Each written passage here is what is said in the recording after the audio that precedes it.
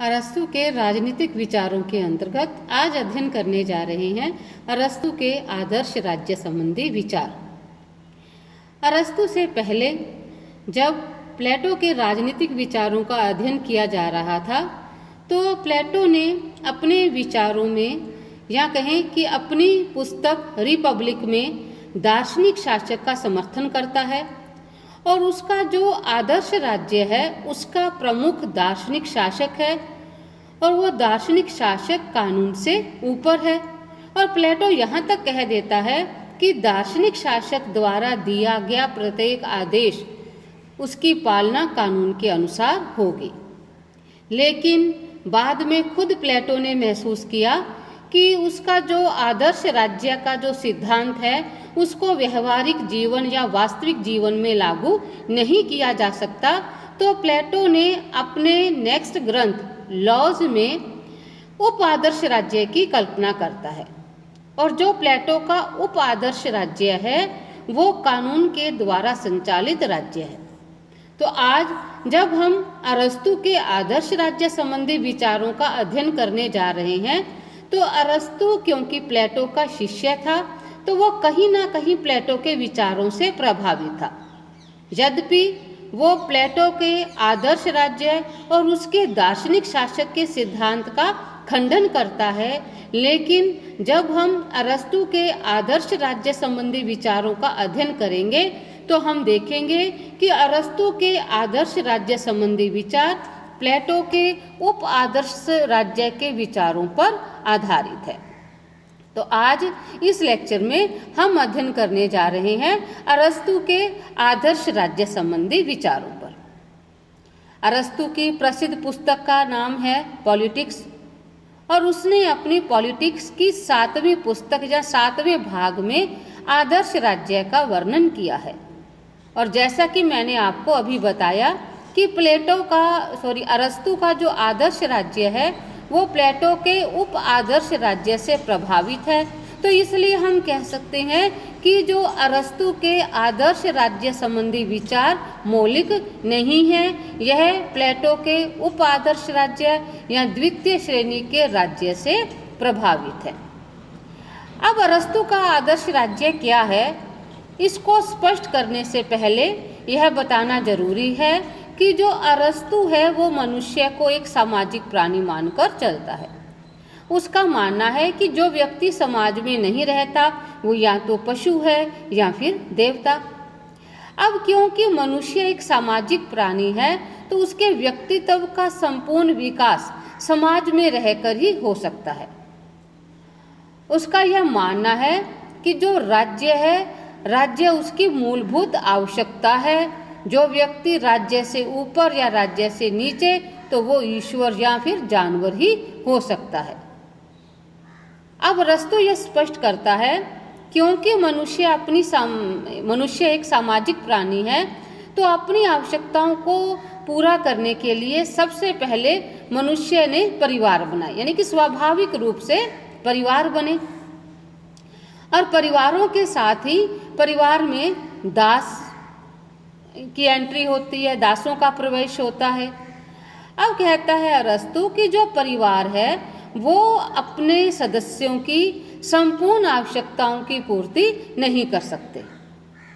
तो कई परिवार मिलकर गांव बनते हैं, या हम कह सकते हैं कि जब कई परिवार संयुक्त होते हैं तो ग्राम अस्तित्व में आता है। अब जो गांव है वो भौतिक आवश्यकताओं की भी पूर्ति कर रहा है, नैतिक आवश्यकताओं की भी पूर्ति करता है, लेकिन व्यक्ति के व्यक्तित्व के विकास की समस्त आवश्यकताओं की पूर्ति गांवों के माध्यम से भी नहीं होती।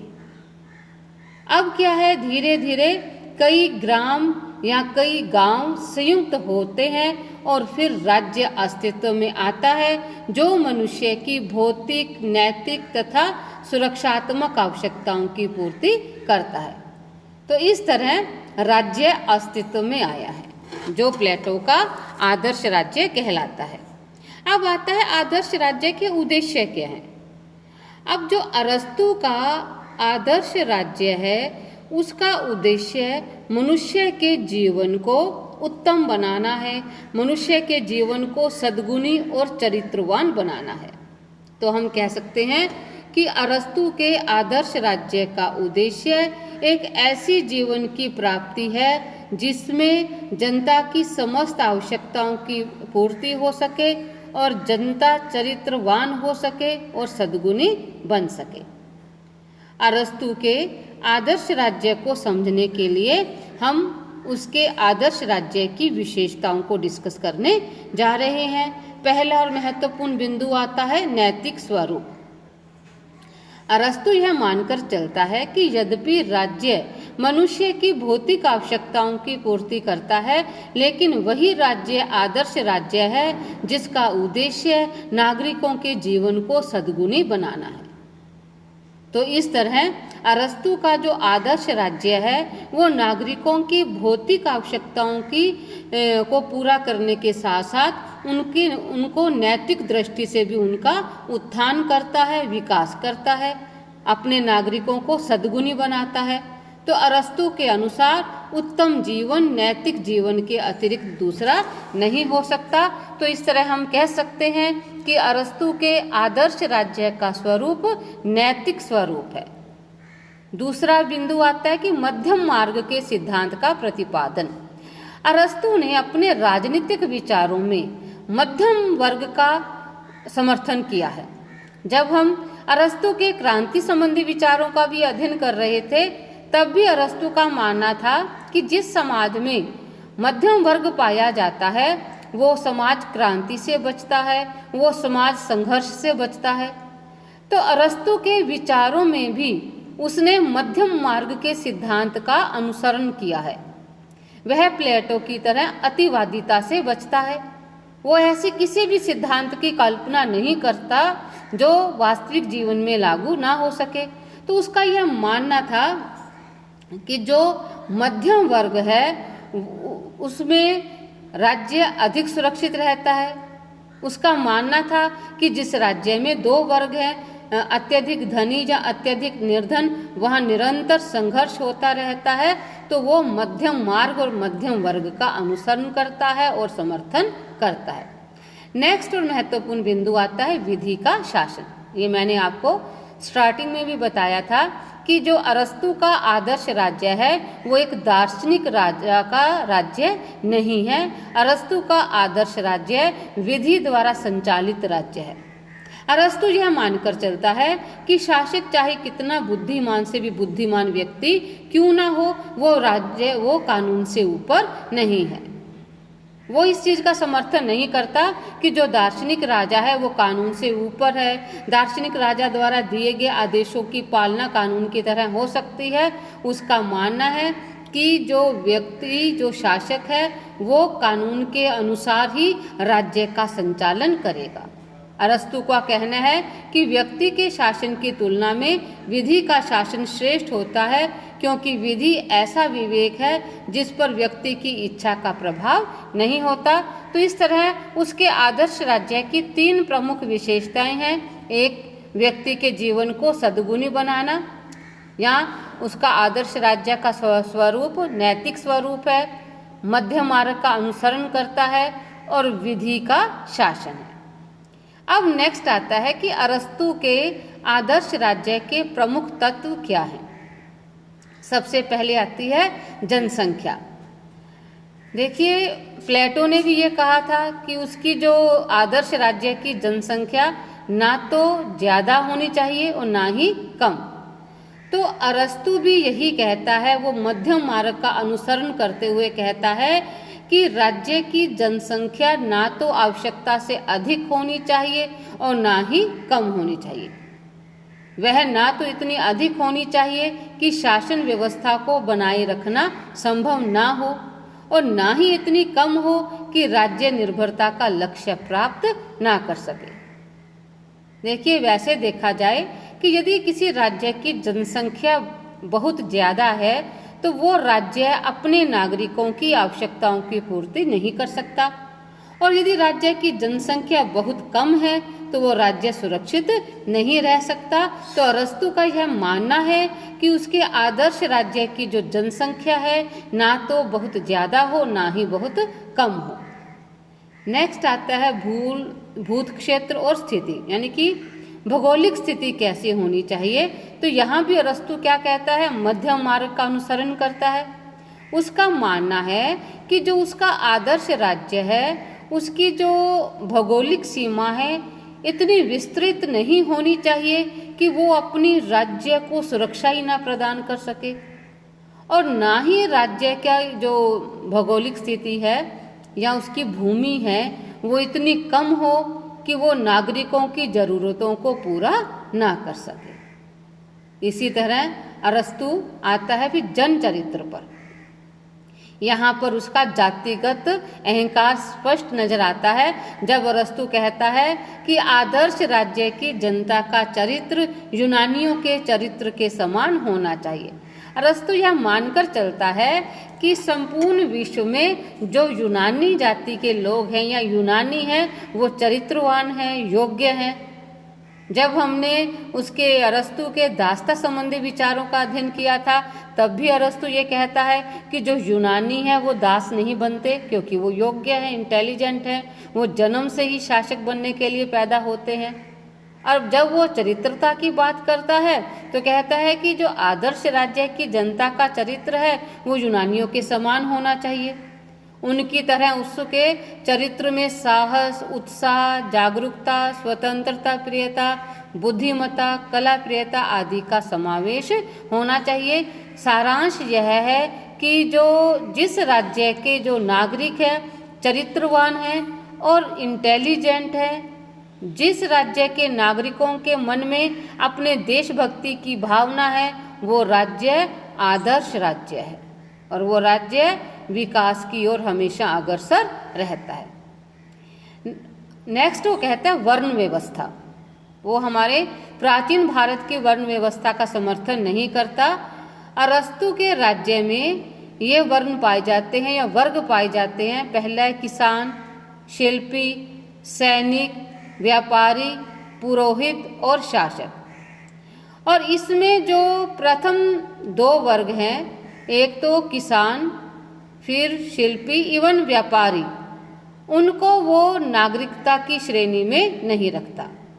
वे राज्य में निवास करते हैं, राज कार्य करते हैं किंतु राज्य के सदस्य नहीं हैं। इवन अरस्तु यह मानकर चलता है कि जो दास हैं, स्त्रियां हैं राज्य की, जो बुजुर्ग लोग हैं, किसान हैं, ठीक है, वो राज्य के नागरिक नहीं हैं। राज्य के नागरिक कौन है? शासक वर्ग के लोग जो शासन कार्यों को संपादित करते हैं और न्याय व्यवस्था का कार्य करते हैं। तो ये थी अरस्तु की वर्ण व्यवस्था। नेक्स्ट आता है शिक्षा व्यवस्था। अरस्तु ने भी अपने विचारों में शिक्षा पर बल दिया है। जो अरस्तु की शिक्षा व्यवस्था 7 वर्ष से शुरू होती है, फिर 7 से 14 से 20 वर्ष की जो शिक्षा है वो राज्य के द्वारा दी जाती है। इसी तरह अरस्तु कहीं ना कहीं प्लेटो के विचारों से प्रभावित है और वो मानकर चलता है कि 7 से 14 वर्ष तक की जो शिक्षा है उसमें व्यायाम तथा संगीत की शिक्षा दी जानी चाहिए और उनका उद्देश्य शरीर और आत्मा का प्रशिक्षण और नैतिक गुणों का विकास करना है। और 14 से 21 वर्ष की जो शिक्षा है वो बौद्धिक और सैनिक प्रशिक्षण की शिक्षा होगी।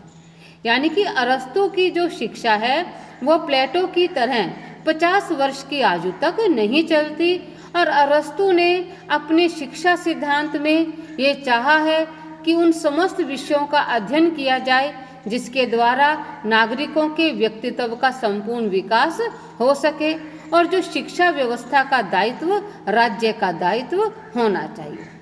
नेक्स्ट आती है आर्थिक व्यवस्था।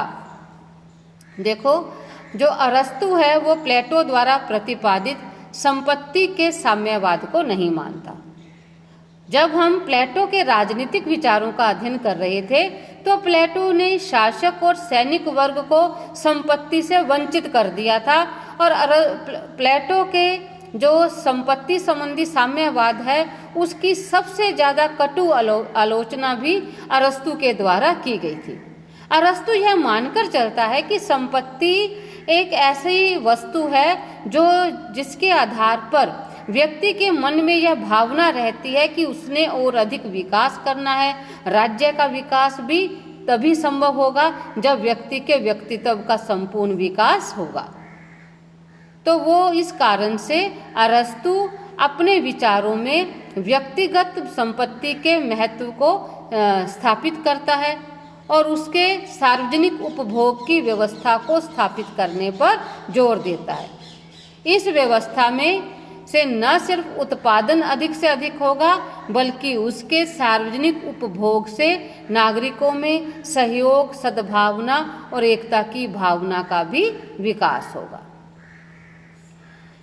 फिर नेक्स्ट आता है व्यक्तिगत परिवार। यहाँ भी अरस्तु प्लेटो के विचारों का खंडन करता है। देखो, प्लेटो के महत्वपूर्ण विचारों में एक विचार है उसका साम्यवाद संबंधी विचार, जहाँ वो शासक और सैनिक वर्ग को परिवार और संपत्ति से वंचित कर देता है। लेकिन जो अरस्तु है वो प्लेटो द्वारा प्रतिपादित पत्नियों के साम्यवाद के माध्यम से स्थापित सामूहिक परिवार के विचार को अनुपयुक्त और अनैतिक मानता है। वो इसको स्वीकार ही नहीं करता कि मनुष्य सामूहिक रूप से रहें, ठीक है, सबकी पत्नियां सबकी होंगी और वो एक सार्वजनिक जीवन जिएंगे। इसको वह अनैतिक और अनुपयुक्त मानता है। उसका मानना है कि व्यक्ति के जीवन में जो परिवार है उसकी अहम भूमिका रहती है। वह व्यक्तिगत परिवार को नैतिकता की दृष्टि से ही नहीं बल्कि व्यक्ति के व्यक्तित्व के विकास के लिए भी आवश्यक मानता है। उसका मानना है कि यदि समाज या राज्य में परिवार नाम की संस्था को ही समाप्त कर दिया जाता है तो राज्य में अनैतिकता फैल जाएगी जो उसके आदर्श राज्य का आधार नहीं है। तो हम कह सकते हैं कि अरस्तु का जो आदर्श राज्य है वो व्यक्तिगत संपत्ति का भी समर्थन करता है और व्यक्तिगत परिवार का भी समर्थन करता है। इसी तरह लास्ट में हम अरस्तु के आदर्श राज्य में शासन व्यवस्था का भी अध्ययन करने जा रहे हैं। अरस्तु ने उस समय में भी शासन के 3 अंग बताए थे, ठीक है, कार्यपालिका, विधायिका और न्यायपालिका। हम कह सकते हैं कि अरस्तु ने उस समय में भी सरकार के 3 अंगों का वर्णन किया है। ये 3 तरह के कार्य हैं। शासन संबंधी विषयों पर चिंतन का निर्णय लेने वाली सभा अर्थात विधायिका, जिसके सब नागरिक सदस्य होते हैं। अरस्तु ने उसे असेंबली के नाम से पुकारा है। दूसरा अंग है शासकों प्रशासकों का, जिनका कार्य शासन का संचालन करना है अर्थात कार्यपालिका, और इसे अरस्तु मजिस्ट्रेसी के नाम से पुकारता है। और संसद का तीसरा अंग है न्यायिक अधिकारी, जो न्याय प्रदान करने का कार्य करते हैं, तो वो है न्यायपालिका। और आधुनिक समय में भी हम सरकार के इन तीनों अंगों को मानकर चलते हैं। तो ये थे अरस्तु के आदर्श राज्य संबंधी विचार, जो कहीं ना कहीं प्लेटो के उप आदर्श राज्य के विचारों से मेल खाते। धन्यवाद।